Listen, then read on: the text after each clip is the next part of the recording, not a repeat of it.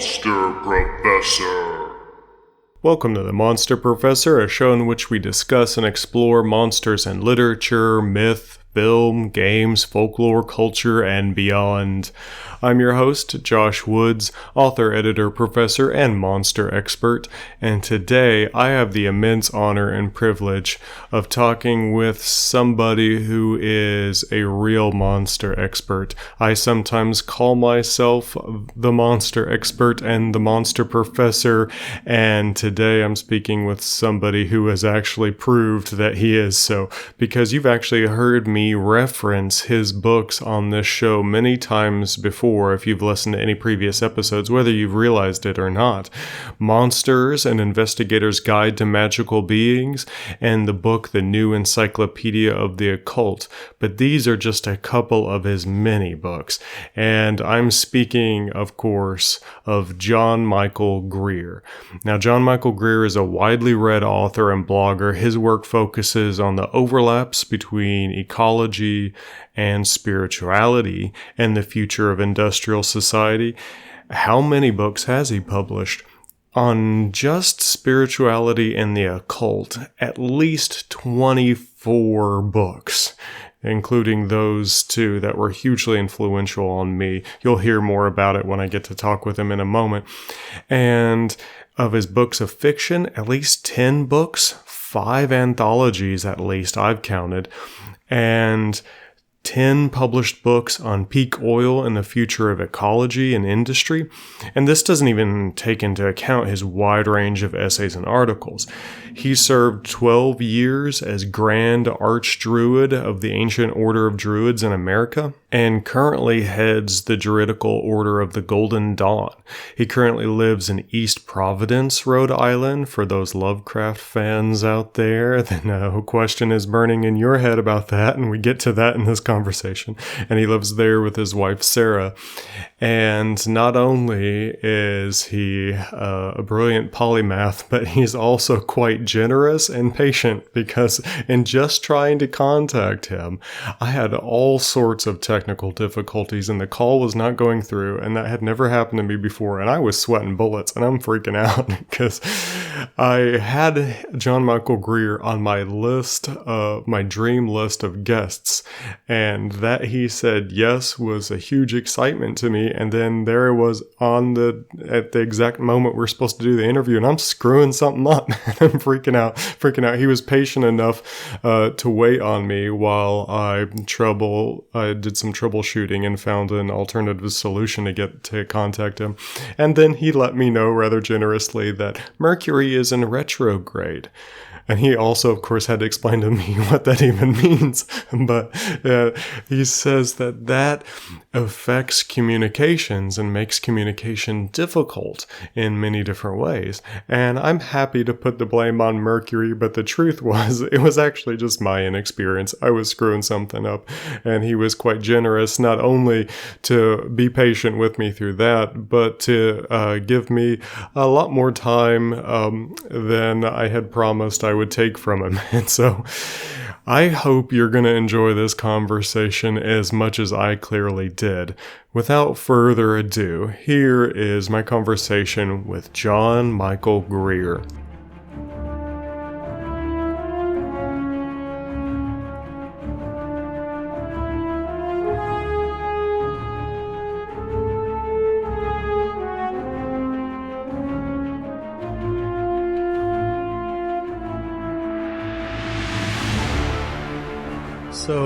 So I wanted to first share with you and the listeners as well a little bit about why I'm so excited to get to speak with you. In part because years back when I ran across this book in the bookstore called The New Encyclopedia of the Occult, and I didn't even have the cash for it. And so, I scrounged up money and came back a week later and got this thing. And it obsessed my life. It ended up being one of the most immersive reading experiences I've ever had. It's up there with Lovecraft, Tolkien, and Borges. And I would put this thing. Good heavens. Okay. I mean, that's extremely, extremely exalted company to be hanging out with. Still, I'm delighted.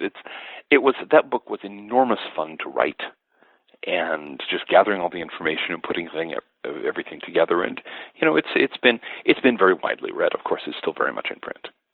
Yeah, and it created, like, in this disjointed way, because I didn't read from start to finish, because from front to back, since it's an encyclopedia, I was jumping around, but every one thing connected to another, and it created this whole picture in my mind. It ended up obsessing me so much that I based my graduate thesis in college on it, in a way.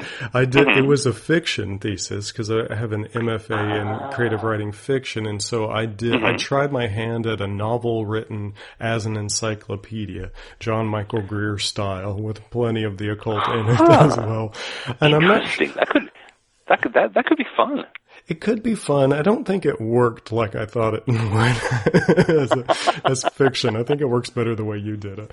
But then, so that I could see Borges doing something like that. Yeah, no, he I could would definitely see Borges doing something like that. And yeah, if he ever had, I'd want to read it.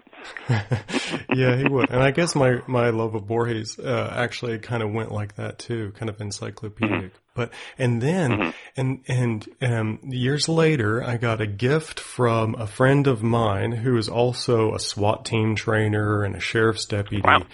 And he's a bit like Hopper on Stranger Things, if you or any of my listeners know who the character is. And he sent me this book, Monsters, by John Michael Greer, an investigator's guide to magical beings. And once again, my mind is blown. I am obsessed with this thing. And on top of that, I've, looking around, and we've got a wider range of interests as well. Like, I'm reading this fantastic article on the ancient art of memory, and in this article, it's also teaching me the Latin declensions. Don't test me on it right now, but anyway, I won't, but I remember the article well. And then I come to find out, I'm like, that guy has the same name as the John Michael Greer that I'm a fan of, and it was, of course, the same guy. And then I have a colleague who publishes with Paul Kingsnorth's Dark Mountain Project, and I'm like, there he is again, John Michael Greer. He is all over the place. I've been when I first started putting this show together, on my wish list was a whole episode dedicated to John Michael Greer, and I just wanted to find an expert to talk to about John Michael Greer, and not until recently did it hit me. What if I just ask him? I wonder what would happen. And so you would probably get me on your show, yeah. So that's at least a short version of why it's such a huge honor and a pleasure to talk with you. I have to say, though, the thought that there would be an expert on John Michael Greer out there, a professor of Greerology or something like that, is kind of dizzying. Usually that happens after I die, and so I hope to postpone it as long as possible. Yeah, let's postpone that. Well, I didn't even throw in like my interest in European sword fighting, and then there you are again. And there we are again. Yeah, so I've called people a Renaissance man on this show, and there we go. It's always been a metaphor, but with you in many ways, you're a Renaissance man. So I'm going to shut up for a minute. I want to find out, where in the world did you come from? Where did this wide range of interests come from? Well, it's a long time ago in a galaxy far, far away. Well, not quite actually. When I was young, growing up in the suburbs around Seattle, Washington, suburbia is, some people really like suburbia. I hated it from the time I was like 3 years old, and it was boring. It was dull, and everybody and everything that I saw around me, my parents, my teachers, everybody seemed to be involved in this great conspiracy to make the world look incredibly dull. And so I became obsessed with anything that wasn't the sort of plastic two-dimensional thing that you get in a suburban lifestyle. So monsters were, of course, an early and frequent interest. I was crazy about monsters when I was small. And I proceeded from there to the whole range of unexplained phenomena. By that time, the 70s were getting on, and the big boom in books on unexplained phenomena was really hitting its stride. Found out about cryptozoology in my junior high school years. They had a copy in the library of Bernard Heuvelmann's On the Track of Unknown Animals. That was all she wrote where that was concerned. So I got into cryptozoology at that time, but I was also developing the whole time an interest in occultism. I grew up with a lot of fantasy fiction. I read Tolkien's Lord of the Rings for the first time at the age of 10. Three-quarters of it went over my head, but who cares? It was wonderful. I literally opened the cover, climbed in, closed it back. I was the kind of geeky kid who signed people's junior high school yearbooks in Elvish. And it's just one of those things. And so, but I perceive, the further I got, the further I explored various different things, I started to get a sense that, specifically with regard to occultism, there was this whole world of lost knowledge out there that most people were not even aware of, and the sort of pop occultism that you found was just very, very superficial stuff. There was a lot of depth in there. So, time passed. I read and read and read. One of my secret weapons here is that I don't like television. I don't enjoy watching TV, so I literally haven't owned one in my adult life, and that means I have 4 to 6 more hours a day than most people do. So, I did a lot of study, practiced a lot of strange things, got initiated into various occult orders and traditions and things like that. All the usual stuff. If you're kind of a magic geek the way I am, learned enough Latin and enough French to start doing some translations. Of course, one of those things led to my translation of The Academy of the Sword, one of the big book on rapier fencing that you probably have encountered. But it was just a matter of chasing down every angle I could and say, okay, then what's down this way? Wow, there's this thing called the art of memory. I wonder if I can use, I'm going back to college to finish my degree. I wonder if I can use that. I could. Here's this other way, the whole Renaissance swordsmanship business, the Renaissance sacred geometry, various kinds of traditions of initiation, monster lore. I was not expecting to find that. I mean, I'd been, as I mentioned, I was crazy about monsters when I was small. I mean, by the age of 10, I was kind of an expert in werewolf lore. But that kind of, I kind of set that aside about the time I turned 15 or 16 because I was getting interested in other things. Then I was getting into the cryptozoology and some of these other stuff, But then I get to some of the works by Eliphas Levi, who was the guy who really relaunched magic into the modern world back in the 1850s. And he has a chapter in one of his most famous books on werewolves. And I was going, huh? But indeed he did, and he talks about what's actually going on here. Various other people talk about what's going on with vampirism, some of the deeper levels of this stuff. And that was what ended up launching my book, Monsters. It was kind of an odd thing. I'd done some very serious books for Llewellyn Publications, books on ceremonial magic, books on Kabbalistic philosophy, books on magical lodges and herbal magic and all this kind of stuff. And I was kind of at a point of, well, I don't know, what do I want to do now? And I just got the idea of doing a book on monsters from the point of view of traditional occult philosophy. And I have rarely had so much fun writing a book. Partly it was revisiting all the fascinations of my childhood. Partly it's just monsters are fun. Let's face it, monsters are just a lot of fun. And so I ended up writing this thing. I had access to a really good university library at that point, which had things like anthropological folklore studies of vampire folklore from Transylvania. You want to know what vampires are like? Talk to the Transylvanians, and things like that. And I just buried myself in this wild mess of stuff. Came out with this book, sent it to the publishers, and said, okay, that was a kind of a lark. Now I'll go into something else. That book is still my best-selling occult title. No kidding. Hands down. And I tell you what, and anyone who's listened to these episodes, every time I get into now that we've talked about this monster in, say, literature or film or folklore, what do you do if you have a problem with it? And I normally go to your book, actually. I'm glad to hear that. I have heard from a significant number of people who had that book, who were having trouble with, say, a poltergeist or some kind of hostile haunting situation or what have you, who pulled the stuff out of there and got good results. So I feel I actually did some good in that way. Yeah, and for anybody who's wondering, like, well, does it really get that pragmatic in the advice? Yeah, like my wife and I even made one of the amulets. I think amulet number the first one in there, and sent it to my friend who gets into some dark places in law enforcement, and I think he keeps it on him on duty. I think. Well, I should ask him. I shouldn't tell him to say that if that's not entirely true. I'll let him speak for. But he says it's important to him, and he keeps it on him, and so it's really and. So it's a fantastic book, and I think if we can, I want to definitely get back to the Western occult tradition kind of being swept under, well, not kind of, extremely being swept under the rug in history.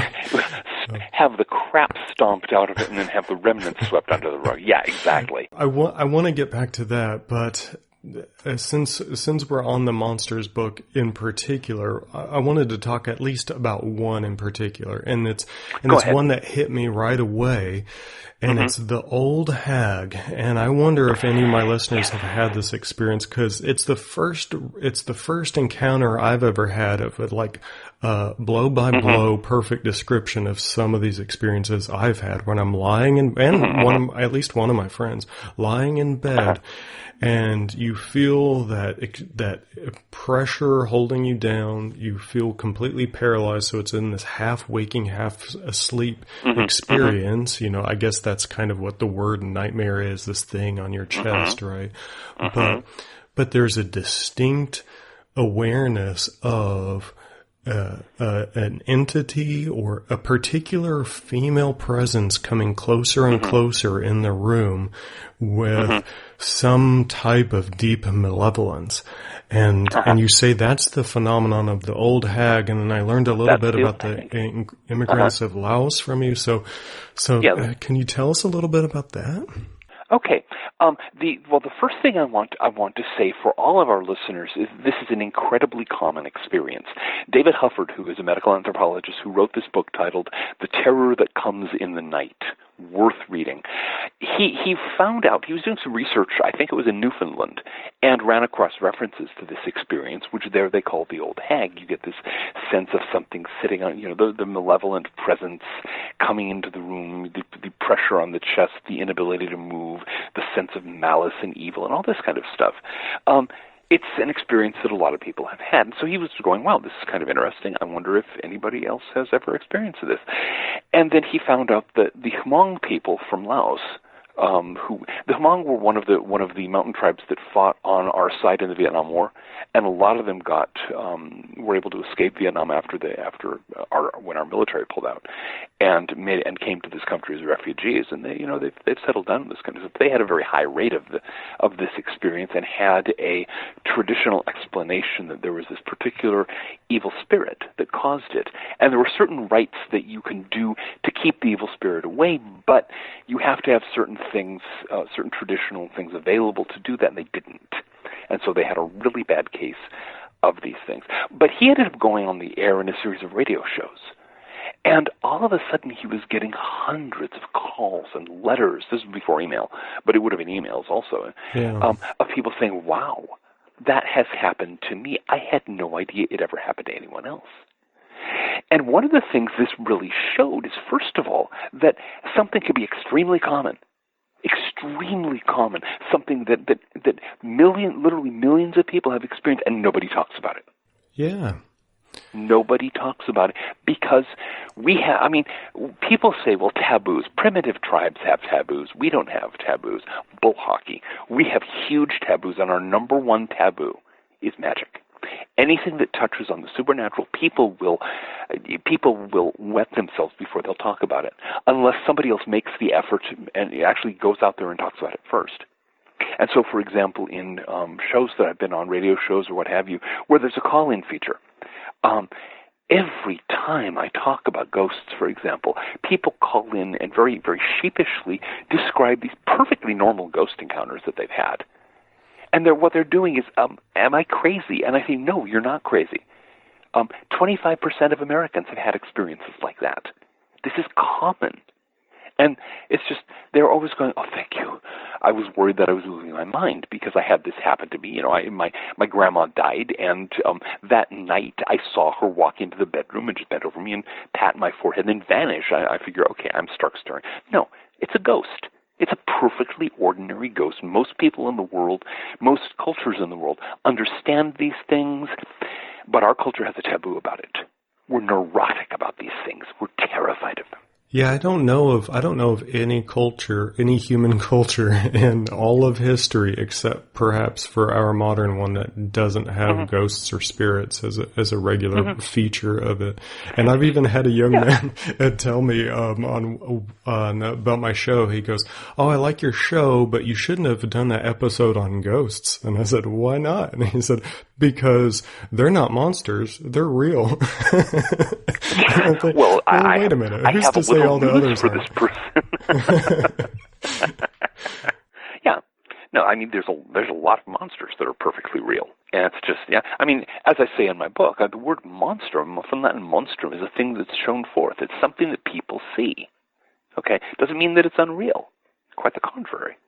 And a lot of those impulses toward what we might call the magic or the occult, even though they're, say, kind of repressed or pushed aside for one reason or another in our society, they're still going to find their way up. You make a great point about how much spiritualism, for instance, took over in the 19th century, very nearly took over completely. Oh yeah, yeah.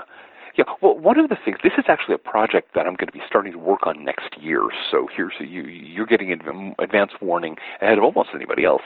I have a friend here in Rhode Island who, he's a retired professor of history and linguistics, and he and I are working on a project. We're going to do a magical history of America. Oh, man, that's going to be because cool. This country has been full of magic since about 3 minutes after the settlers jumped off the boat in Jamestown.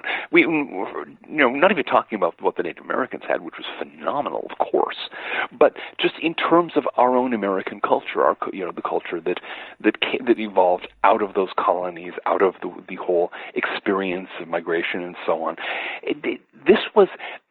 North America was where all kinds of people came from all corners of the world because they could practice their magic without getting burned at the stake or what have you. And so we had, I mean, the first governor of colonial Connecticut was an alchemist, John Winthrop Jr. He was up to his eyeballs in alchemy. We had Rosicrucians getting off the boat from Germany here before the year 1700. They set up a base in Pennsylvania, as you'd expect, with the Pennsylvania Dutch community, and so on and so on and so on. And of course, the African people who were brought over here as slaves, they brought their magic with them. And things blended and fused, and you get hoodoo and conjure and rootwork and things out of that. And there's just this glorious tale of American magic that nobody's told yet. So, well, it's gonna be fun. It doesn't stop with just America. So, to bring my listeners in a little bit on this, like, what are they talking about with this, like, hidden occult history? Well, some of them might already be familiar with, things they've heard about, like Adolf Hitler's occult training with Dietrich Eckhart or the Thule Society. Maybe a little bit about Rasputin and how, like, pivotal he was in bringing down Tsarist Russia. And that's about it.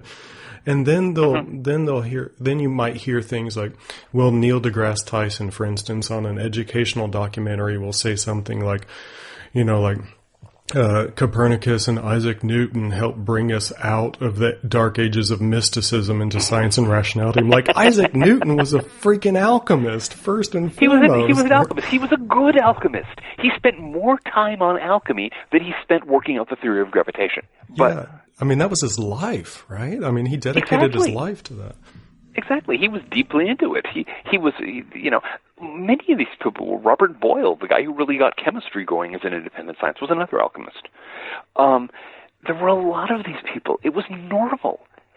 But we have this amnesia. We have this taboo, where we have this mythology of progress that says that we are the first people in human history who who noticed what 1 plus 1 is. Everyone else before us was stupid, and which is frankly stupid. Yeah, well, and that takes you back to Pythagoras, who was also an occultist, and the man was a sorcerer. Yeah, he was also a philosopher. He invented the word philosopher. He was a mathematician. He was a really smart guy, but he was a wizard. They didn't wear pointy hats with moons and stars on them in those days, but if they had, he would have worn one. Yeah, and so and we're just hitting on a few of these, and yeah. So why though? Like, why is that part of our history swept? Why do you think anyway? Is it swept aside and covered up so much? Well, the problem is that the idea of progress is so emotionally important to so many people. It's frankly a religion at this point. People believe in progress the way that your Bible believing Baptist believes in salvation by the Word of God. Progress is going to save us. Progress is going to take us to the stars. And progress means this particular kind of giddy pseudo-rationalism, materialist atheist ideology. But if you believe that, then you have to believe that everything that anybody thought before the scientific revolution was completely wrong. You have to ignore everything that everyone achieved before them, because otherwise you start looking at history and you start looking at the rise and fall of societies, and you realize that, our society, we've achieved a lot of things, but so did other societies. They just achieved them in different fields. And then all of a sudden you start realizing that maybe we're not so special after all. That maybe, we've built our kind of society and we've achieved some marvelous things with it, but we're not, among other things, we're not going to the stars. But that's another question. That's another point entirely. All of this mythology that treats us as the favored children of destiny and the one group of people in all of history that ever, understood the world the way it really is and all that kind of stuff, that doesn't stand up well. And the whole reason why we have this whole rationalist skeptic movement, all of these people running around denouncing anything that has anything to do with magic or the occult or monsters or the unexplained or the paranormal, they're defensive. They're desperately trying to cling to this fantasy of specialness, this fantasy of gizmocentric entitlement. Where, if you relax and recognize that we've built a civilization, other people have had other civilizations, we've done some neat things, other people did some neat things, then you can say, okay, so we're not destiny's darlings. We are following our own path through history, and we're doing some stuff, and maybe we can learn some things that some of these other people did back in the day. Maybe we can learn something from the alchemists and from Pythagoras and from the Buddha and from all these other wise people who maybe had some things to teach that we could stand learning, just as some of the things that we've invented, like running water and sanitation, are things that a lot of other people have been going, wow, that's cool. And if nothing else, at least for me, it's a whole lot more interesting when you dig into some of this. There's that. Yeah, the great problem with the rationalists, the great problem with this sort of rationalist, skeptic, atheist business is that the universe they imagine is dull. It's just, lumps of dead matter bumping into each other, which is, watching things bump into each other is fine if you're playing pool or playing bumper or riding a bumper car, but it gets old after a while. That's true. That's true. And I think, and you bring up some of the more popular religions taking part in this a little bit. And so I'll try to shuffle in here a few of what I believe are some of your frequently asked questions, even though it might not be entirely genuine, because I have a feeling I kind of already know what the answer might be, but I bet some people listening will wonder some of these. So absolutely. Is there such thing as a Christian mysticism or Christian magic? Oh, good heavens, yes. Christian mysticism has been a major. Many Christian churches actually admit to Christian mysticism. The Eastern Orthodox churches, the Episcopalian Church, they have a lot of mystics. The Catholics have a lot of mystics. It's only in a few of the really narrow Protestant sects that they really get into no mysticism at all. As for Christian occultism, there's a lot of it. There has been a lot of it since, there's a guy named Morton Smith who wrote this fascinating book called Jesus the Magician. And he argues on the basis of a lot of really good evidence that not only that, whatever else Jesus of Nazareth was or did, he practiced and taught magic to the apostles. And that the oldest strata of Christianity is actually magical religion. People nowadays wet themselves if you suggest that, but in fact that's very common. Most of the religions around the world combine faith in God or gods or what have you with spiritual practices that you can use to better your own life. And the claim is that back in the day, Christianity included a lot of that. Unfortunately, Christianity got hijacked by the Roman Empire. You had all of this effort turn it into this rigid hierarchy to tell people what to do, and it never really recovered. And so a lot of the Christian magicians had to go underground. And, of course, you had the risk of getting burned at the stake and things like that. But, for example, there is a Catholic saint of magic. That's Saint Cyprian of Antioch. Christian magicians have been, doing the usual saint thing, all the ones in like the Catholic Church and so on. Cyprian of Antioch is the patron saint of Christian wizards. It's actually kind of a funny story. The tale goes that Cyprian of Antioch was a pagan sorcerer, and some guy hired him because here was this Christian virgin, and this guy wanted to get into her panties, of course, the typical thing. And so the guy paid Cyprian a lot of money. He said, sure, I'll conjure up some spirits, send a spirit of lust over to her and this kind of stuff, see what we can do. But he called up these spirits, and basically sick them, and they came back saying, we can't mess with her. And he's going, what do you mean you can't mess with her? Well, she has protection. She's protected by this Christ, and we can't mess with him. He's got better magic than we do. And Cyprian, being a smart occultist, said, so you're saying that this Christ guy is more powerful than you are? And the spirits are going, yeah. And so he says, get lost then. And he went and became a Christian and became the founder of a school of Christian occultism. Because he went for where the power was. And so you have, from that time straight through to this, you have people who are devout Christians, who command spirits and raise power in the name of Jesus, and who are typically the ones I have met. Certainly, they're good, moral, upstanding people who practice magic in the name of Christ. I know that there are a lot of people behind pulpits who insist you can't do that, but people have been doing it all along. And it seems to work pretty well. And, I'm not going to cast judgment as to who is having what kind of afterlife, but if the guy was right to say, by their fruits you shall know them, the Christian occultists I've known were generally a pretty cool bunch of people who did a lot of good to a lot of people, and I'm not sure that can be said to about all the people who've denounced them. So, go on.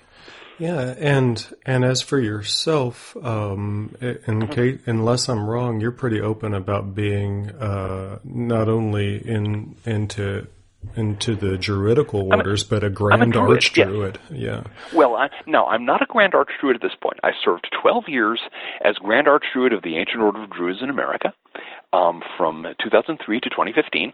After 12 years, I was about wrung out, and so fortunately, the order was doing well. There was somebody else raring to step into the place, so I stepped out. Gordon Cooper became the Grand Archdruid, and he's busy being wrung out by that right now. So I'm technically an Archdruid emeritus. but yeah, no, I'm a Druid. I worship the divine through nature, and that's the way Druids have for a very long time. And that's my religion. And you're right, I'm very open about it. And so I've run across some people who feel like there's no real place that for them. Like some people have said, a lot of listeners on my show reach out to me in different ways, and one unexpected way is every now and then I'll hear a little bit of say a young lady saying, it's really interesting, and I can't really find a place anywhere else because I feel like nature is my church, and I feel more like other living beings out there than just the ones I see. And maybe I'm just a hippie, and I'm thinking, you might not be a hippie. You might be closer to Druid, and so I'm curious. You might be a Druid. Yeah. Yeah, so what does this mean as a Druid? Well, one of the things that we found consistently, nobody converts to Druidry. What happens is you find out about Druidry, you find out that, Druids worship the divine through nature. That nature is our church, and nature is our holy book. And people will find out about that and go, wow, well, that's what I've always thought. And so, we say, okay, well, then you may be a druid. Here, here's some stuff to read, and of course, go hang out and talk to your local tree. And, but that's almost always what happens. People come and say, wow, yeah, this is what I've always felt. This is what I've always believed. And so, we don't proselytize, and we also don't insist that ours is the only way. If the divine is infinite and we are finite, okay, and I think we can all grant that, then there's no way that we can understand the divine, okay? We can't. Come on, our brains are 6 inches long. There's not that much room for really complicated thoughts in that. Our brains are 6 inches long. The universe is hundreds of trillions of light years across. One of these things is not large enough to understand the other. And so, we don't, when people start saying, well, this is the one true way, well, maybe it's the right way for you. And if it is the right way for you, that's great. But, it would be nice if you wouldn't be a jerk about it. And that's kind of the basic druid, the basic druid teaching is don't be a jerk about your religion. Practice your faith. Treat other people well. If somebody wants to hear about Druidry, well, tell me about this Druid stuff. That's great, but don't go ramming it down their throats. That's not going to do anyone any good. So that's kind of our approach, and other people disagree, and that's fine too. The world is a complicated place. Yeah, and so another question, I don't know how frequent it is, but I have a feeling people will wonder is, well, is all of this stuff the same as the New Age stuff I've seen with UFOs and crystals? Although I have plenty of answers to that, and it's part of the reason why I was so obsessed when I found your book, New Encyclopedia of the Occult, is like, now here's some real stuff in the wrong section. Like this is getting deep and like the thin New Age stuff. I'm giving away my prejudice about this answer. But anyway, are you New Age? Is all of this just New Age stuff? No. If anything, I'm old age. The New Age movement, what typically happens in any time when magic is sufficiently public, what usually happens is that you get people who take kind of the bunny slope lessons, the very basic stuff, and they pick that up and they run with it and they build up some kind of pop philosophy around it, and it often has some good things to teach, but it also often has some problems. But the New Age is simply the latest version of that. They've got most of the basic ideas of the New Age were ultimately borrowed from basic occult instructions from some of the old correspondence courses in the middle of the 20th century. Things like the law of attraction, which we heard so much about at one point. That's like from lesson number 2 of correspondence course I have. It's stuck in my file cabinet. Somebody picked it up and ran with it, and so it's very basic. And it's not entirely accurate. When people go, well, I create my own reality. No, you don't. You help create. You co-create parts of your own reality. Well, no question. You have a powerful influence on the universe that you experience, but you don't make the whole thing. And, they get kind of flustered when you tell them that. But the thing is, these things like that, these kind of pop culture occult teachings, watered-down occult teachings, they also serve a place. Because a lot of people experience those, they read about them, they say, well, this is interesting, but I have the sense there's something deeper. Then they go looking for something deeper, and very often they find it. So, it all serves a purpose. Yeah, these are excellent answers, and Thank you. I've been I've been throwing a few that I call false questions because they weren't necessarily burning in my mind, but I know for sure they were burning in listeners who haven't really experienced you yet. Yeah, and that's totally cool because after we're here to talk to the listeners, and they if they're not like jumping up and down on the phone or something like that, or sending you frantic emails saying ask him this, you have to do your best.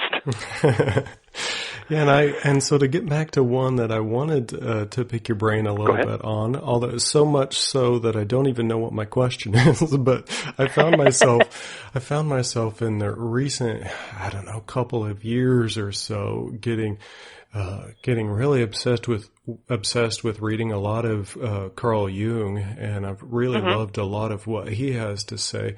Good. And and I go back to reading a little bit about where you say he fits in, and I end up going back to Jung quite a bit when I get into stuff on literature too, and how these monsters kind of end up, living simultaneously inside us and seeing, and we see these things outside that are different versions of these brains we've inherited over millions of years.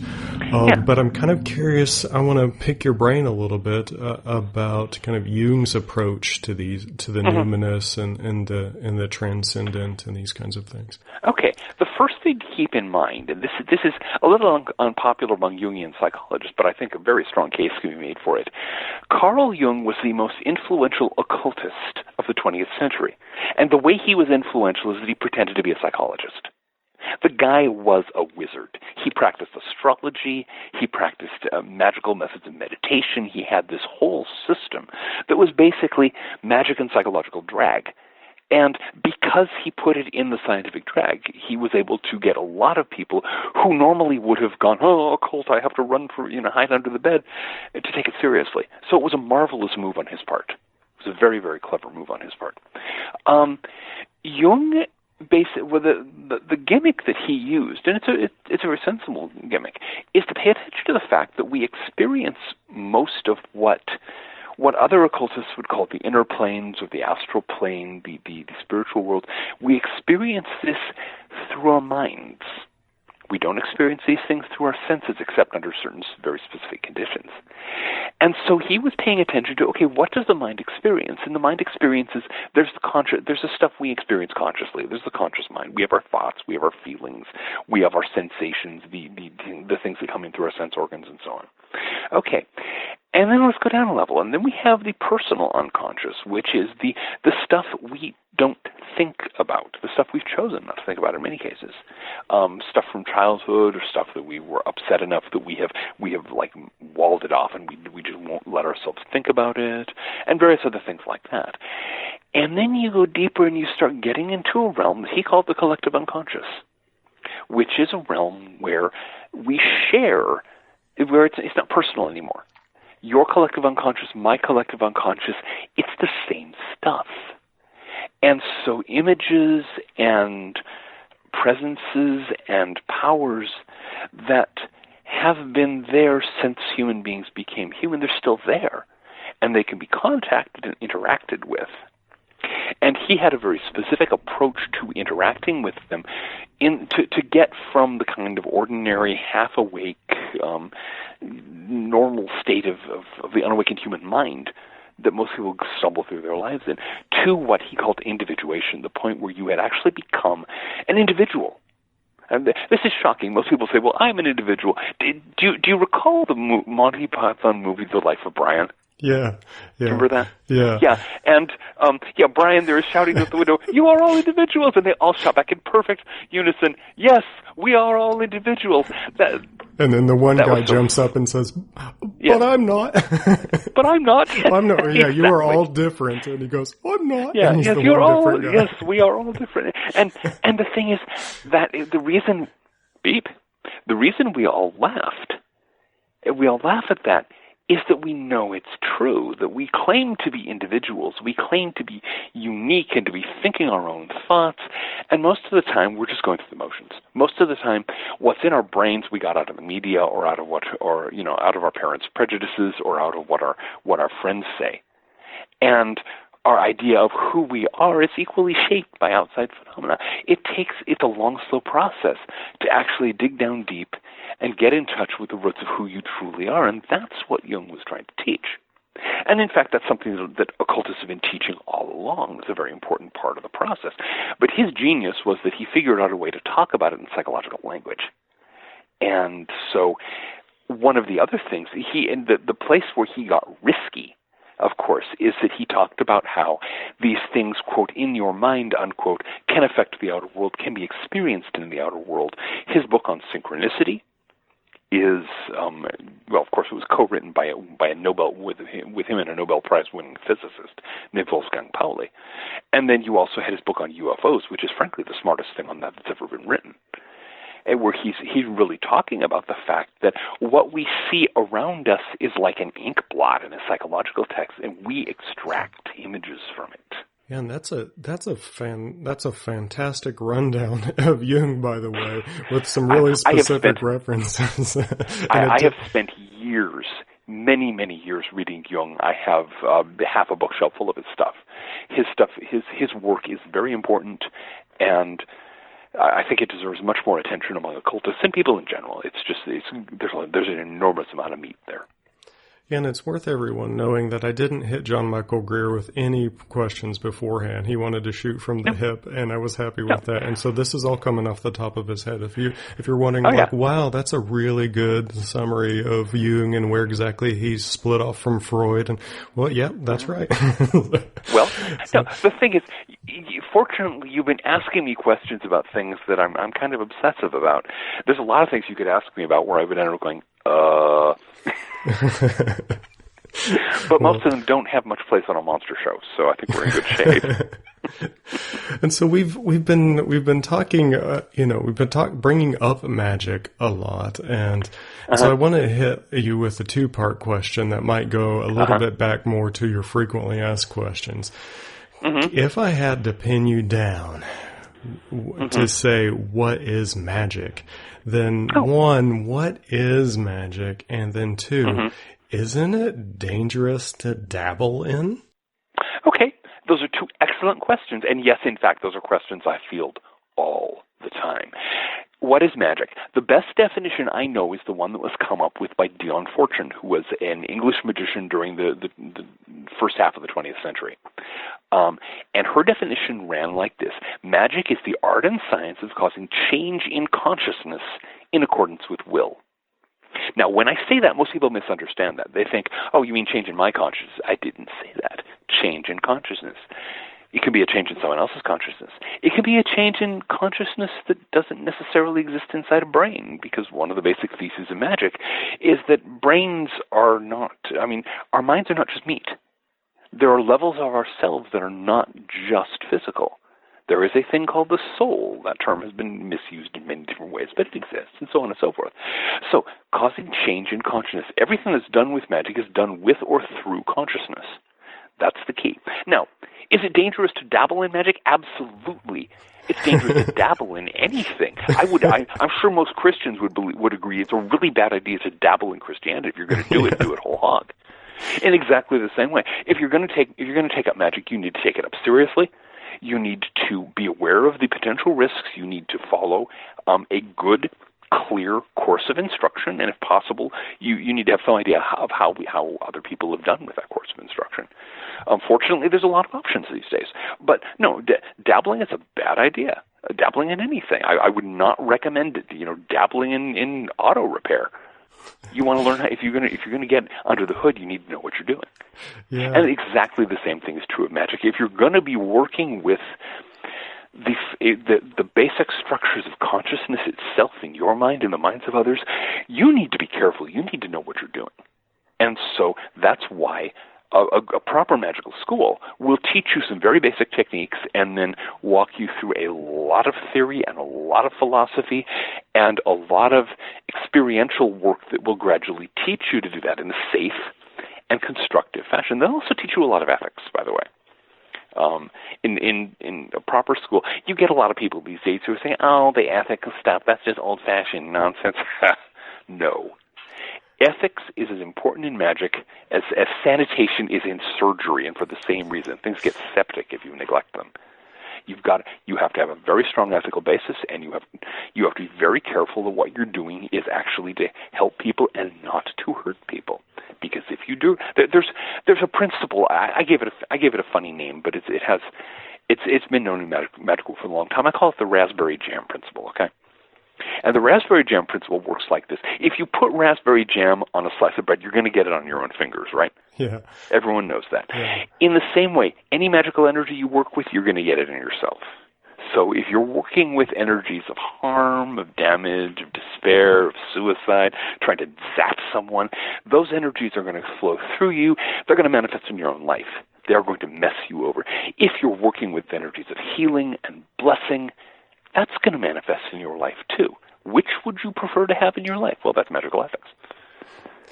Yeah, and so I wonder, when I hear like these news stories, like a musician Lana Del Rey working with her coven to cast spells on Trump or something. I think at some level I'm like, well, I kind of hope for your sake, Lana Del Rey, that you're not good at it, because you might be in some dangerous territory. No, there are at least two things to watch out for here. First of all, back away from the car crash before it happens. Because if you're flinging curses around, your life is going to end up as a smoking crater. I have seen this over and over again. People who insist that, well, that's not true. Or they insist that, but I'm doing it in a good cause. I want to hurt this bad person. It does not matter. Okay? The ends do not justify the means. And in magic, using nasty means, it doesn't matter what the ends are, what your goal is, how high your ambitions are, it doesn't matter. If you are engaging in curses, your life is going to turn into a smoking crater. I've seen it over and over again. And yeah, even if she's incompetent at it, she's going to mess herself over. But there's another factor that I don't think these people have dealt with. They're doing all this stuff out in public, okay? And I don't know if it has occurred to them that there are a lot of people on the other side who also practice magic. Yeah. And if they're busy putting out all the details of these curses that they're engaged in, it's like if you're in a war, okay, and you're trying to invade the other guy's territory, and you publish the plans of where your soldiers are going to march and where they're going to jump on, you're going to be defeated. You're going to be crushed because they're going to know where to have their forces waiting. Magic is the same way. There is one of the basic principles of magic, goes back a very long ways. There are these 4 basic magical virtues that you practice, and you do these, and you do good magic, and you don't do these, and your magic falls flat. To know, to will, to dare, and to be silent. Or, as one of my teachers used to say back in the days, to know, to will, to dare, and to shut the up. Okay, you've got to know what you're doing. You've got to have a strong will that you can direct, so you can direct all your energies into it. You need to dare the consequences and accept what's going to happen as a result, and you need to be silent about it so that other people don't know what you're up to. Because if they know, they can counter it, and they can mess you over. All these people who are doing these anti-Trump workings and are loudly parading about, they're doing this, we're in such and such date, we're all going to gather and, send some, vent our anger at the Orange Man. The poor fools. They're just setting themselves up for misery and defeat. Because I wondered something similar. I wonder, like, well, what makes you think he wouldn't just, drop some cash and hire his own crew to fight back? The thing is, he doesn't even have to. There are a lot of people occultists are on all sides of the political spectrum. You have all the way from the far left to the far right and everything in between.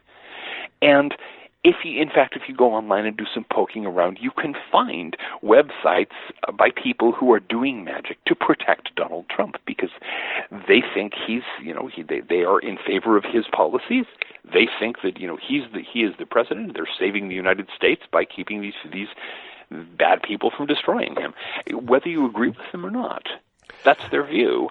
And they're going to be putting just as much force into their magic as these people are putting into theirs. So, do you really want to make everything that public? Well, Yeah, and since it is a monster themed show, just to stay in the dark side a little bit, are the average listener of the show or the average American out there, aside from, say, anybody targeting them directly, are there real dangers out there? Are there real dangers, say, demonic or malevolent forces? Are there real monsters out there that people are in danger of? And then if they're afraid that they are, where would you suggest they turn? Okay. The first thing to keep in mind is that yes, there are creepy things out there. And there are things out there that can harm human beings. When religions all around the world talking about demons, and a demon is simply a malevolent spirit, a spirit that for whatever reason hurts people. There are a lot of them out there. They're not particularly powerful in our world, but they do function, and especially if you engage in the dumber sort of dabbling, you can end up having tangling with them. What do you do about it? Well, there's a lot of ways. The basic practices of religion are, among other things, a good way to keep any religion, are a good way to keep things like that at bay. Especially those religions that have some of the sacraments, some of the ritual stuff, and so on. Those are very powerful in that way. If you don't happen to belong to such a religion, there are other modes. Some of the stuff that I teach in the book Monsters toward the end, there are various rituals and various amulets and things that you can use.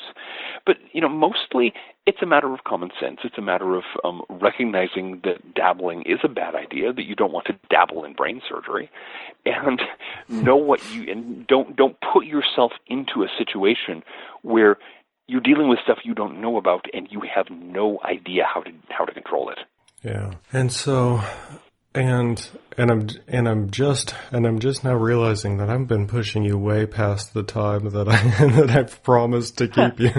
Nonetheless, I think we're just about coming up on the hour. So yeah. Yeah. So I was and this has been fantastic, and I'm really grateful once again that you've taken the time to talk with me about this stuff, and I think it's going to be a really cool experience for listeners to.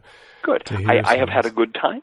And let me ask you one question before you close. You mentioned H.P. Lovecraft. You're a fan?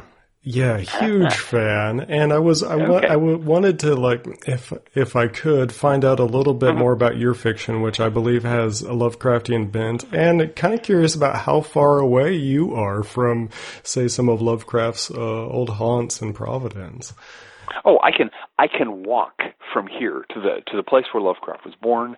I can walk to the various places where he lived his life. I'm on the other side of the Seekonk River, but for me it's a couple of miles. That is all. Okay. Lovecraft's grave is not that far away from here. People leave strange things at that grave.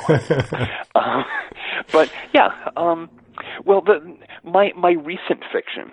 I've done various kinds of science fiction and fantasy over the years, but my recent fiction is most of it is a 7-volume series called The Weird of Hali, and it stands H.P. Lovecraft. It basically takes H.P. Lovecraft's universe, which I love, the tentacled horrors and everything, and it stands it on its head. The tentacled horrors were actually the good guys. I like that. Yeah, it's well. The thing is, come on, everyone actually loves the monsters. I mean, only the most extreme Lovecraft geeks remember any of his protagonists except Randolph Carter. Okay, I mean, do you even remember the name of the protagonist of the Call of Cthulhu? No, but I could tell you Cthulhu. Nobody does. But everybody remembers Cthulhu. They remember Nyarlathotep. They remember all of the. Everyone. They know about Shoggoths and Elder Things and the whole 9 yards. So that's where all the fun is, right? So I figured, let's have their side of the story. So I ended up, 5 of the 7 volumes are out. The 6th will be out in August and the 7th in October. And I also have a spin-off volume that will be out in just about a week now. One more on Wednesday the 17th, called The Shoggoth Concerto, which is a odd and quiet, rather funny, rather unusual story about classical music and Shoggoths.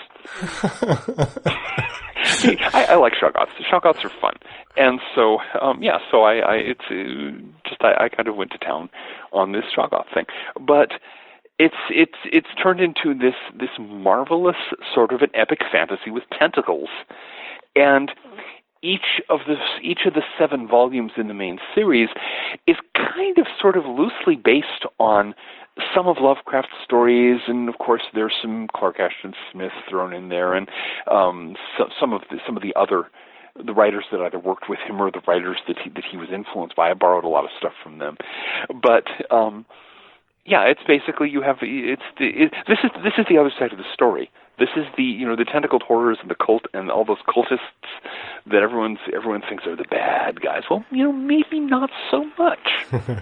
So they're fun stories, and I have been having a whale of a good time writing them and seeing them published and having people enjoy them. Well, that's really cool, because I ended up using you as a big fueling mechanism for a lot of my own fiction, and so I'm really glad to find out that you're doing the same thing. You're using your own work to fuel. No, I actually started when I originally started writing. This was many years ago when I was in junior high school. I originally wrote fantasy fiction. And I submitted several novels to get published. They were horribly bad. Of course, I got rejection slips. And so I ended up going into writing nonfiction because it's much easier to get published there.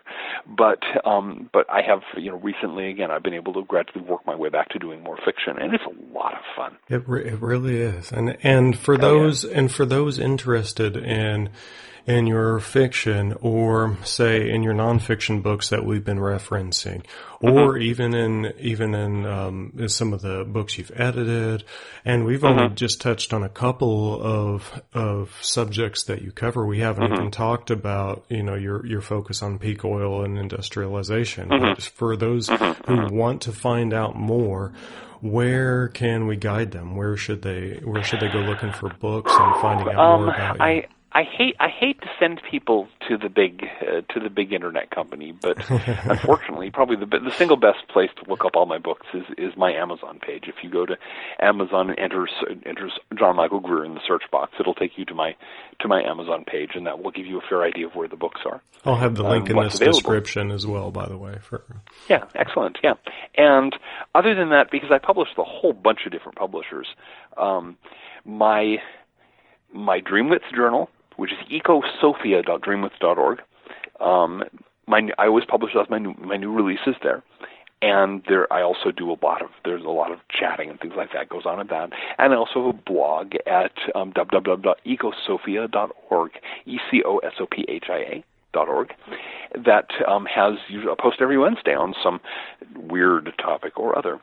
Well, that's fantastic, and once again, it's been a huge honor and a huge privilege to get to talk with you, and I'm really thankful that you've been so generous with your time and your insights, and even your willingness to come on a little show like The Monster Professor. Well, thank you very much for having me on. I have enjoyed it.